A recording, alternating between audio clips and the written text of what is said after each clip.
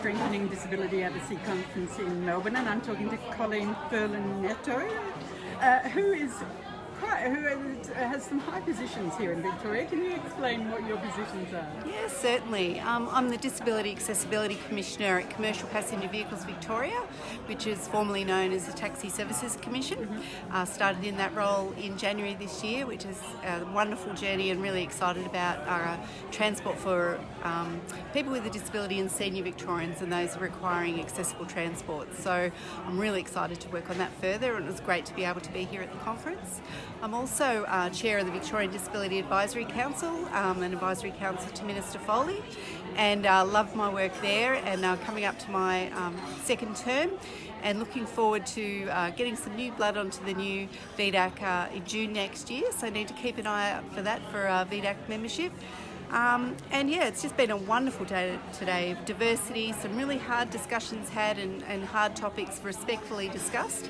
And I think it's just, we've seen some young people, for me, has been really encouraging, leading the torch forward, and the way that they're able to work and express themselves so freely and confidently, and really lead the way in how to have mature discussions about respectability for people with accessibility needs. What were the hard conversations that you could highlight?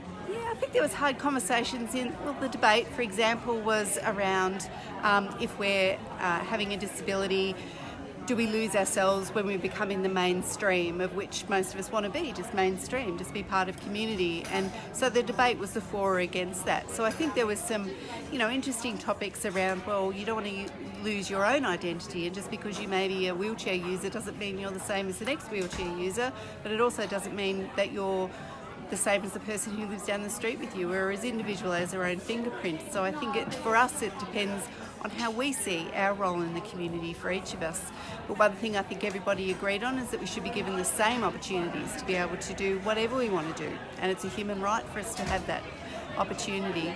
I think the end session of the day was quite challenging around marketing the unmarketable, and I think that the media and the role that we have in the use of people with disability in mainstream media, doing mainstream things, not necessarily in the disability roles, although that's extremely important, and we need to see more people playing in movies and in shows and in cinema that have actual disability, playing actual disability roles rather than someone pretending to have a disability, because the talent's out there, we just need to tap in and support them.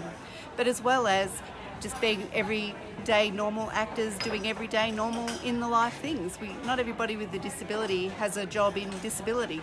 And I think the other highlight was that 80% of us that have a disability are non-visual. And I think we need to be very careful that we're not judging others on the book that we think we might see, because everybody has a deeper story underneath.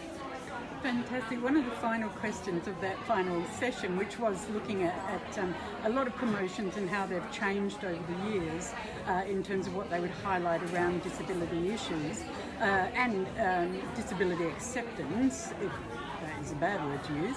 But one of the questions was, in 10 years' time, what would you like to see us be finally at? I would honestly hope that we would see that we don't need to be considering disability differently. We need to be considering disability as part of our community, like we do with our CALD communities, Indigenous communities, young Victorians, older Victorians, rural Victorians, metro Victorians, that we consider we're people first, and all those labels that I don't like, that get very sticky, for them to not be on part of us or not imposed on us, and that we can have an accessible community, and that we have choice, and that everybody has a right to that choice. Now, can I spring at you? Was this something that changed your thinking today or gave you a new idea?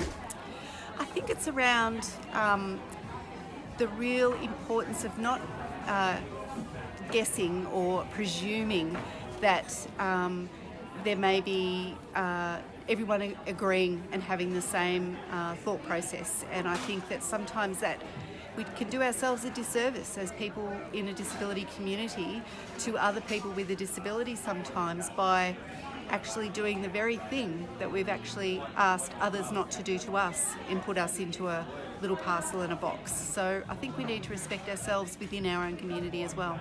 Colleen, thank you very much.